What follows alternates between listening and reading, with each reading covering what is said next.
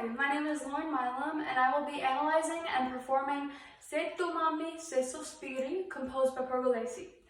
Se tu mami is a Baroque piece composed by Pergolesi. Recently, scholars have actually found that it might not have been composed by Pergolesi. It was actually composed by Alessandro Perosotti. If that name sounds familiar, it's probably because he put together the 24 Italian art songs and arias book that a lot of us use. This piece is in G minor and in 2/4 time. This excerpt of the piece is made up of 4 phrases, all containing different amounts of measures, and the last phrase ends in a cadential 6/4. So the first phrase is measures 1 through 10. It ends in a half cadence, so it goes from a 4/6 chord to a 5 chord. And I feel like this is a good place to put this cadence because it's in the beginning of the piece, so it kind of leaves you like a little bit on edge, like you want to know more, so it kind of pushes the song forward. The second phrase is measures 11 through 18. It also ends in a half cadence, going from a 1 chord to a 5 chord, so kind of functioning the same as the last cadence. The third phrase is measures 19 through 22, so it's kind of a short one, but it ends in a perfect authentic cadence going from a 5 chord to a 1 chord. And then the fourth and final phrase of the excerpt is measures 23 through 28. It ends in a cadential 6/4, so it goes from a 1/6 to a 5 to a 1 chord. And I feel like it gives a strong final feeling, which is good at this portion of the piece because the entire piece is actually in ABA form, so this is the end of the A section. There are also multiple instances of interesting chords that create a fuller sound and a more attention-grabbing chord progression in the piece alongside some non-chord tones. So there are a myriad of secondary dominant chords. We see the first one in measure 8, containing a 5/4-3 of 6 chord, leading to a 6 chord. And then measures 12 through 15, they're kind of back to back, they keep rolling. We have a 5/4-2 of 4 to a 4/6, a 5/6 of 3 to a 3, a 5/4-3 of 3 to a 3/6, and a 5/6 of 3 to a 3 chord. And it's kind of cool because it kind of creates this walking bass line in measures 11 through 15. There are a couple spots where there are some leaps and it disconnects, but then it goes back into it, and I think it emphasizes a rolling feeling that complements the motion of the vocal melodic line, so it's kind of cool.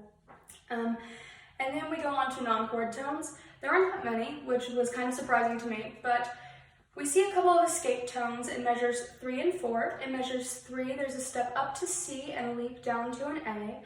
And in measure 4, there's a step up to B and a leap down to a G, landing in a 1 chord. So these notes bring out the slightly syncopated rhythm in the bass that's in the first few measures, so it kind of makes your ear perk up a little bit, and it sounds really nice. There are also some passing tones in measures 11 through 14. They pretty much decorate the chords that are being played, but they occasionally double the melody of the vocal line, which is nice because as a vocalist, sometimes you want some backup. But they also add more dissonance to make it more interesting. Another interesting thing about this piece is that this piece contains various tempo markings that assist the piece in moving forward and telling the story. So there are repeated ritardandos in this excerpt. There's one in measure 15 and one in measure 9. They always come right before a cadence, and I think it kind of resembles pity, which I will get into in the next section because it kind of goes along with the story, but it always slows down and there's a cadence and then it picks back up right into that. And going off of that, there are 2 tempo markings in measures 11 and 19. They typically pick up after the cadence and then it goes back to being light and bouncy. So I'll kind of get into the story of the piece a little bit. The text of this piece tells the story of a young girl talking to a shepherd boy, and this boy is in love with her, and she explains that he is only deceiving himself if he thinks that she's only in love with him. So she kind of wants to play the field a little bit, and he's totally into her. But I'll read the Italian text and then the English translation after that.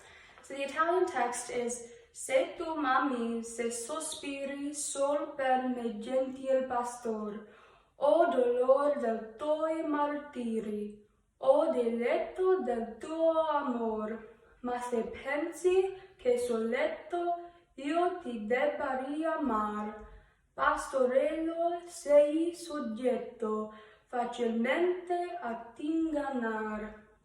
Which translates to, if you love me, if you sigh only for me, dear shepherd, I am sorrowful for your sufferings, yet I delight in your love.